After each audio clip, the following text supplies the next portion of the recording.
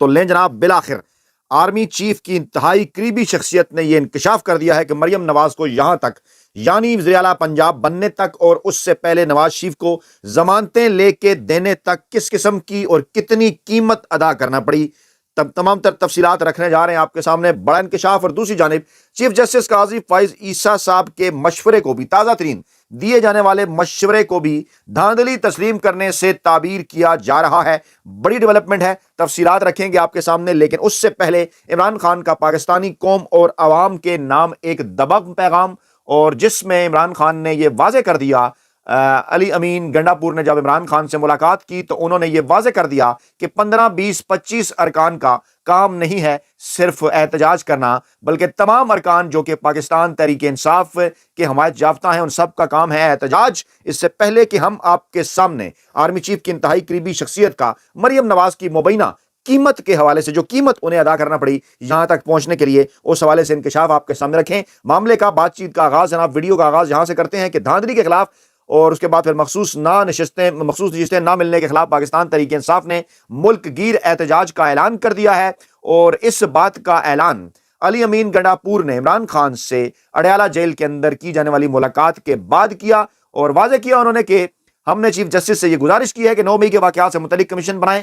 عمران خان کہہ رہے ہیں ملک میں قانون کی عملداری ہونی چاہیے، ہم اپنے نظریے کے مطابق کام جاری رکھیں گے، ایسا نظام لائیں گے کہ کوئی مینڈیٹ چوری نہیں کر سکے گا۔ آگے جو اہم ترین معاملہ ہے وہ بڑا امپارٹنٹ ہے، وہ انہوں نے زبردست ایک بات کی واضح کیا، کیونکہ کل سے اس قسم کی خبریں آ رہی تھیں، کچھ لوگ یہ دعویٰ کر رہے تھے کہ عمران خان نے مفاہمت کرنے کے حوالے سے بات کی ہے۔ تو جناب شیر افضل مروت کا بھی بیان، انہوں نے کہا جناب کہ عمران خان نے پارٹی رہنماؤں کو مینڈیٹ چوروں سے بات کرنے سے روک دیا ہے اور ان کے ساتھ مشغول ہونے سے بھی روک دیا ہے۔ ابھی تھوڑی دیر پہلے بلکہ لیٹسٹ ڈیولپمنٹ یہ تھی کہ ان کے ساتھ جفیاں لگانے سے روک دیا ہے۔ جس طرح سے جفیاں لگائی جا رہی ہیں، انہوں نے کہا کہ جناب انہوں نے پاکستان تحریک انصاف کا مینڈیٹ چرایا ہے، اور عمران خان نے واضح ہدایات دی ہیں کہ اگر اس طرح سے آپ مشغول ہو جائیں گے ان کے ساتھ تو پھر ہر چیز عوام کو مذاق کے طور پر نظر آئے گی۔ آپ نے بھی کمنٹ کرنا ہے، عمران خان نے یہ جو پیغام پہنچایا ہے پاکستان تحریک انصاف کے 80 اور 90 کے درمیان کی تعداد کے جو حمایت یافتہ ایم این ایز ہیں ان کو، کہ آپ نے مفاہمت ہرگز نہیں کرنی ان کے ساتھ جنہوں نے آپ کا مینڈیٹ چرایا ہے۔ اور آگے چل کر انہوں نے کہا کہ عمران خان نے یہ بات واضح کر دی ہے کہ احتجاج کرنا صرف 15 20 ایم این ایز کی نہیں بلکہ پوری پارٹی کی ذمہ داری ہے، اور انشاءاللہ اگلی بار پوری اپوزیشن جو ہے وہ احتجاج کے لیے فلور پر کھڑی ہوگی۔ دوسری جانب جناب بڑی ڈیولپمنٹ یہ ہے کہ سنگین غلطیاں ان فارم 45 کے اندر، بہت بڑی غلطیاں ہر ایک حلقے سے، چاہے وہ نواز شریف کا ہو، چاہے خواجہ آصف کا ہو، چاہے مریم نواز کا ہو، شہباز شریف کا ہو، وہ تمام تر حلقے جہاں پر فارم 45 کے اوپر کٹنگز کی گئیں، فارم 45 بدلے گئے، فارم 45 جعلی تیار کیے گئے، وہ الیکشن کمیشن نے، وہ کہتے ہیں نا کہ جب پھر برا وقت آتا ہے تو پھر جناب آپ کے ساتھ یہی ہوتا ہے، اور یہ جو جعلی طور پر تیار کیے گئے فارم 45 تھے وہ جو ہی الیکشن کمیشن نے اپنی ویب سائٹ پر ڈالے تو پاکستان تحریک انصاف کے سوشل میڈیا واریئرز نے ڈاؤن لوڈ کرنے کے بعد ان تمام تر فارمز کا تیا پانچا کر دیا۔ ہماری ٹیم اس کے اوپر مکمل طور پر ریسرچ حلقہ وائز کر رہی ہے، اور پاکستان الیکشن سیل کے پلیٹ فارم سے یہ تمام تر تفصیلات روزانہ ایک شہر کی آپ کے سامنے لانے کا سلسلہ جو ہے وہ جلد شروع کیا جا رہا ہے۔ اور یہ جو اتنی بڑا بلنڈر جو ہے یہ سامنے آیا ہے، اس نے بیرونی دنیا کے سامنے بھی، پاکستانی عوام کے سامنے بھی ان کو مکمل طور پر ننگا کر دیا ہے، مافیا کو، ہینڈلرز کو اور سہولت کاروں کو، کہ بالآخر وہ پھنس گئے ہیں۔ دوسری جانب اسلام آباد ہائی کورٹ سے بھی بڑی خبر ہے جناب، سائفر کیس اسلام آباد ہائی کورٹ کی فریقین کو 11 مارچ کو مکمل تیاری کے ساتھ آنے کی ہدایت ہے۔ سائفر کیس کے حوالے سے بھی اہم ترین اور بڑی ڈیولپمنٹ ہے، عمران خان کے وکلاء نے ان کو دی جانے والی سزا کے خلاف اپیلوں پر دلائل کا آغاز کر دیا ہے۔ 2 رکنی بینچ ہے، چیف جسٹس عامر فاروق اور جسٹس میاں گل حسن اورنگزیب سماعت کر رہے ہیں، اور نئے prosecutor justice retired Hamid Ali Shah نے بھی وکالت نامہ جمع کرایا اور تیاری کے لیے وقت مانگا، جو ہے وہ یہ وقت گین کرنا چاہتے ہیں، وقت مسلسل یہ ضائع کر رہے ہیں۔ آپ کو پتہ ہے اس بات کا بانی پی ٹی آئی کے وکیل سلمان صفدر نے مزید وقت دیے جانے کی مخالفت کی، اور انہوں نے پروسیکیوٹر عدالت نے سلمان صفدر کو دلائل شروع کرنے کا حکم دیتے ہوئے کہا کہ سلمان صاحب آپ دلائل دینا شروع کر دیں۔ انہوں نے کون سا ایک ہی دن میں دلائل مکمل کر لینے، آپ کے پاس دن ہے، آپ تیاری کر لیجئے گا، یہ انہوں نے کہا جناب پروسیکیوٹر کو۔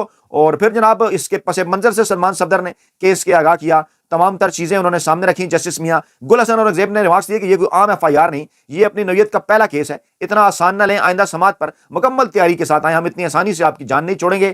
اور اس موقع پر جو چیف جسٹس اسلام آباد ہائی کورٹ عامر فاروق نے ریمارکس دیے کہ یہ خصوصی قانون ہے، آپ نے ہماری معاونت کرنی ہے، اور 11 مارچ تک اس کے بعد پھر یہ عمران خان، بشرا بی بی، شاہ محمود قریشی، اس کیس کی سماعت جو ہے ان کی اپیلوں پر سماعت 11 مارچ تک ملتوی کر دی گئی. 10 سال قید بامشقت کی سزا سنائی گئی. اور مقصد کیا تھا ان تمام تر چیزوں کا؟ صرف اور صرف عمران خان کا الیکشن کے اندر راستہ روکنا، جو کہ نہیں روکا جا سکا. تمام تر دھاندلی کے باوجود 180 پاکستان تحریک انصاف کے ارکان اسمبلی جیتے، جن کی تعداد آدھی کر دی گئی، 90 کے قریب کر دی گئی. باقی تمام کے فارم 45 جو ہے وہ بدل دیے گئے. لیکن آہستہ آہستہ یہ تمام تر چیزیں عوام کے سامنے آ رہی ہیں. سپریم کورٹ ماضی کی چیزوں کے اندر کھبی ہوئی، اور ذوالفقار علی بھٹو ریفرنس کیس سے متعلق کے جو ہے وسداتی ریفرنس پر آج اس بات کا امکان ہے کہ وہ اپنی رائے سنائے گی. لیکن دوسری جانب جہاں پر معاملہ ہے جناب موجودہ الیکشن کے اندر دھاندلی کا، تو یہاں محترم چیف جسٹس صاحب کا یہ بیان سامنے آتا ہے کہ عوام کی نظریں سپریم کورٹ کی بجائے پارلیمان کی جانب ہونی چاہیے. اچھا، یہ معاملہ بڑا امپارٹنٹ ہے. یہ جو جعلی پارلیمان بنائی گئی ہے نا،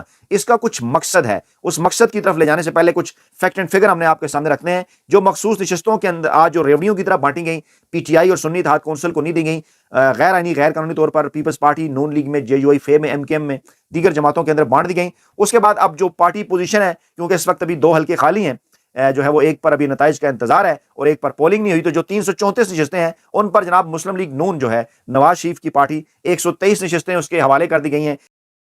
یہ مخصوص نشستیں بنو کر، وہ کہتے ہیں نا کہ یہ کام انہوں نے اسی طرح سے کرنا تھا، تو ان کی 123 نشستیں بنا دی ہیں. اس کے بعد پھر جناب سنی اتحاد کونسل کے ارکان کی تعداد 82 اور آزاد 8 ہے جو کچھ شامل نہیں ہوئے. ان کی تعداد جو ہے وہ تقریباً 90 کے قریب ہے.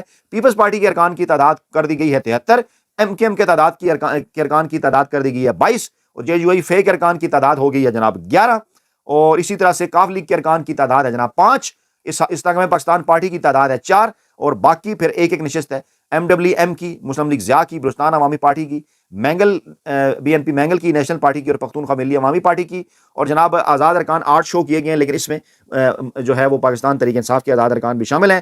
اچھا، اب یہ اگر اس کا ٹوٹل کریں، جس کی طرف میں آپ کو لے کر جانا چاہتا ہوں، تو 123 نون لیگ کی، 73 پیپلز پارٹی کی، 22 ایم کے ایم کی، 5 کاف لیگ کی، 4 استقامت پاکستان پارٹی کی، یہ تعداد بن جاتی ہے جناب تقریباً 227. اب اس کے اندر مولانا اور باقی لوگ شامل نہیں ہیں، مسلم لیگ ضیاء وغیرہ، تو 224 بنتی ہے 2/3 اکثریت 336 کے ایوان کے اندر. اب ان تمام تر چیزوں کا مقصد کیا ہے؟ یہ جو کچھ کیا جا رہا ہے نا، 8 فروری کے الیکشن عمران خان کے مقابلے میں مافیا ہینڈلرز اور سہولتکار جو کہ مل کر لڑ رہے تھے، انہیں عدلیہ کی اسٹیبلشمنٹ کی حمایت حاصل تھی، وہ مکمل طور پر عمران خان کے مقابلے میں شکست کھا گئے. اس کے بعد پھر یہ سارے نتائج رات کی تاریکی کے اندر تیار کیے گئے، جو کہ اب کوئی کھلا راز نہیں ہے، سب کچھ سامنے آ گیا ہے. فارم 45 جب سے اپلوڈ کیے ہیں، مزید چیزیں بھی کھل کر سامنے آ گئی ہیں، کیسے جو ہے وہ 1 کو 9 بنایا، اور اس قسم کی چیزیں کیسے 4 کو 8 بنا دیا. اس قسم کی تمام چیزیں اس وقت ویب سائٹ کے اوپر موجود ہیں. یعنی یہ دھاندلی بھی انہوں نے کی، لیکن اس کے باوجود اس کے تمام تر ثبوت اس ویب سائٹ کے اوپر موجود ہے. تو جناب مقصد ان کا کیا ہے؟ یہ جو سارا کام انہوں نے کیا ہے، ایک تو آصف زرداری کو صدر بنانا. ٹھیک ہے، شرم نہیں آتی پیپلز پارٹی والی جو پیپلز پارٹی والوں کو، قمر زمان کائرہ جیسے لوگوں کو، ندیم افضل چند جیسے لوگوں کو شرم کرنی چاہیے. انہوں نے کہتے ہیں جی الیکشن کمیشن نے قانون کے مطابق فیصلہ کیا ہے مخصوص نشستوں کا، اور جناب وہ جو ہے وہ ہمیں مل گئی ہیں. مطلب شرم آنی چاہیے نا انہیں کہ ایک وہ نشستیں آپ کی ہے نہیں، آپ کو کیسے مل گئی؟ مینڈیٹ پاکستانی عوام نے کیسے دیا، اور آپ اس کو کس طرح سے کر رہے ہیں ڈیل؟ اور پھر کہتے ہیں جناب کہ انتخابات پر اثر نہیں پڑے گا صدارتی، اور پھر جناب سپریم کورٹ نے کہا تو ہم سے واپس لے لی جائیں گی. مطلب جب شہباز شریف کو ووٹ ملنے تھے، جب پرائم منسٹر کا انتخاب تھا، اس وقت تک یہ فیصلہ انہوں نے روک کے رکھا، اور یہی ظاہر کرنا چاہتے تھے کہ جناب ان کے بغیر دیکھیے شہباز شریف جو ہے وہ پرائم منسٹر بن گئے، کیونکہ کیلکولیشن ان کی مکمل تھی، تمام تر دھاندلی آلریڈی کر چکے تھے. اور اب کہہ رہے ہیں جناب کہ وہ نشستیں اگر مل بھی جاتی سنی اتحاد کونسل کو، تو شہباز شریف جو ہے وہ وزیر اعظم بن جاتے. معاملہ صرف شہباز شریف کے وزیر اعظم بننے کا نہیں ہے، معاملہ آصف زرداری کو صدر بنانے کا ہے. اور اس کے بعد پھر وہ جو کہتے ہیں نا جوتیوں میں دال بانٹ کر، مقصد ان کا یہ ہے کہ یہ جو کہ 77 کے قریب نشستیں سنی اتحاد کونسل کی مرکز اور صوبوں کے اندر چھینی گئی ہیں، ان کے بڑا اثرات ہے، خاص طور پر قومی اسمبلی کے اندر جو 25 کے قریب نشستیں چھینی گئی ہیں، اس کا بھی بڑا اثر ہے. کرنا انہوں نے کیا ہے؟ آگے چل کر انہوں نے اسٹیبلشمنٹ نے، عدلیہ نے اپنے مطلب کی قانون سازی کروانی ہے اس پارلیمنٹ سے. اس بات کو اب سمجھیے، یہ میں واپس آپ کو لے کر جاتا ہوں. یہ جو قاضی فائز عیسیٰ صاحب نے کہا نا کہ عوام کی نظریں سپریم کورٹ کی بجائے پارلیمان کی جانب ہونی چاہیے، اور انہوں نے کہا جناب عوام کے نمائندوں کے فیصلے پائیدار ہوتے ہیں. اور پاکستان بار کونسل کا شیعہ تھا سردار طارق مسعود کے اعزاز میں، جو کہ اپنی طرف سے سارا کام کر کے جا رہے ہیں اسٹیبلشمنٹ کا، نون لیگ کا. اور قاضی فائز صاحب کہتے ہیں میں بڑا خوش ہوں کہ مجھے جسٹس سردار جیسا سینئر ملا.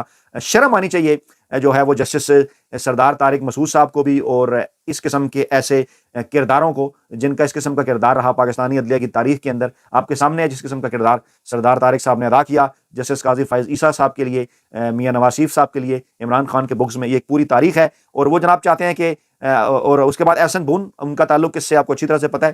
وہ فرماتے ہیں جناب کہ چیف جسٹس نے اختیارات پارلیمنٹ کو دے دیے ہیں، اور پھر انہوں نے کہا جناب کہ عوام کی نظریں سپریم کورٹ کی جانب نہیں بلکہ پارلیمان کی جانب ہونی چاہیے، اور عوام کے نمائندوں کے فیصلے پائیدار ہوتے ہیں، اور جناب یہ پارلیمان ہے جس نے آئین بنایا اور اس قسم کی چیزیں. یہ کیوں اب اس قسم کی باتیں؟ کیونکہ اس جعلی پارلیمنٹ کے اوپر عوام کا جو اعتماد ہے وہ بنانے کے لیے یہ تمام تر حلقے اب اس قسم کی باتیں کریں گے. اور آج کور کمانڈر کانفرنس بھی اس میں کہا گیا جناب جمہوری استحکام ہے اور اسمبلی آ گئی اور اب یہ معاملات کو لے کر آگے بڑھے گی. بھائی سب کو پتا ہے، پاکستان کے تمام ادارے، پاکستان کی عوام، بچہ بچہ ہر ایک بات یہ جانتا ہے کہ اس وقت پاکستان کے اندر جو پارلیمنٹ ہے وہ جعلی پارلیمنٹ ہے، جعلی مینڈیٹ کی حامل ہے.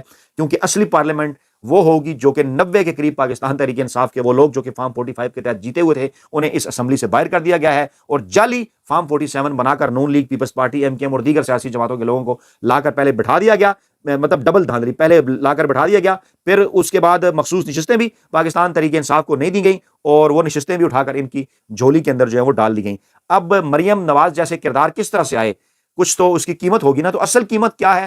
اور جو موصوف عرفان صدیقی صاحب ہیں، جو کہ وہ کہتے ہیں نا کہ اگر پاکستان کی تاریخ لکھی جائے گی تو الطاف قریشی کے بعد جو اردو ڈائجسٹ والے ہیں، سرخ بالوں والے صاحب، ان کے بعد شاید عرفان صدیقی صاحب کا نمبر ہوگا نواز شریف کی خوشامد میں. جس طرح سے الطاف قریشی صاحب بھٹو کے بکس کا شکار تھے، اسی طرح سے عرفان صدیقی صاحب عمران خان کے بکس کا شکار ہے. تو جناب اسی قسم کا ان کا ہے کردار، جو کہ بے نظیر کے خلاف الطاف قریشی کرتے رہے، وہی عرفان صدیقی صاحب نے اب اپنا کردار جو ہے وہ لے لیا ہے. اور عرفان صدیقی صاحب خود کو جرنیلوں کا استاد کہتے ہیں، پنڈی سر سید کالج میں پڑھاتے رہے، سابق army chief general Qamar Javed Bajwa کے بھی استاد تھے، ان کی اپائنٹمنٹ میں بھی کردار ادا کیا. موجودہ آرمی چیف کے بھی استاد کہلاتے ہیں، ان کی اپائنٹمنٹ کے اندر بھی ان کا کردار ہے. تو موصوف نے آج ایک خوشامد کی انتہا کر دی.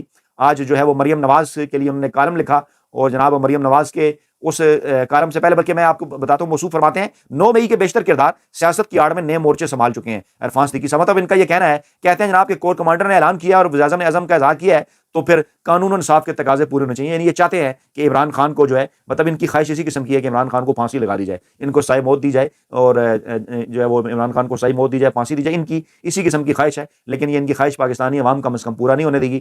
اور آگے چل کر پھر وہ جنگ کے کالم میں فرماتے ہیں بڑی جناب کہ مریم نواز نے زندان اقتدار کی قید با مشقت، اور جناب وہ جو جسم کی لفاظی انہوں نے کی گئی، رات مریم کا مجھے فون آیا تھا 15 جولائی 2017، پاناما کی تحقیقات کے لیے جانا تھا، تو کہا میری پیشی ہے، اور روایتی مسکراہٹ کے ساتھ بڑی بشاش تھیں، اور میں اپنے والد کی طاقت بن کر دکھاؤں گی، والد کی طاقت بن کر دکھاؤں گی. کیا راستہ انہوں نے استعمال کیا اس پلیٹ فارم پر ہم آپ کو بتا چکے ہیں بار بار، وہ کیا آپ کو بتانا، راستہ وہی ایک ہے. انکشاف انہوں نے کیا ہے کہ بڑی انہوں نے قیمت ادا کی، لیکن ہم وہ قیمت کیا ہے؟ وہ قیمت یہ ہے کہ بوٹ انہوں نے چاٹے، بوٹ انہوں نے پالش کیے، اور انہوں نے کہا کہ یہ راستہ مجھے آتا ہے. بار بار میں ویڈیو آپ کو پہلے بھی کئی دفعہ دکھا چکا ہوں، اور اس کے اندر یہ کہہ رہی ہیں کہ یعنی براستہ پنڈی سے ہو کے یہ لاہور پہنچی ہیں، یہی ہے ان کی قیمت. اور آپ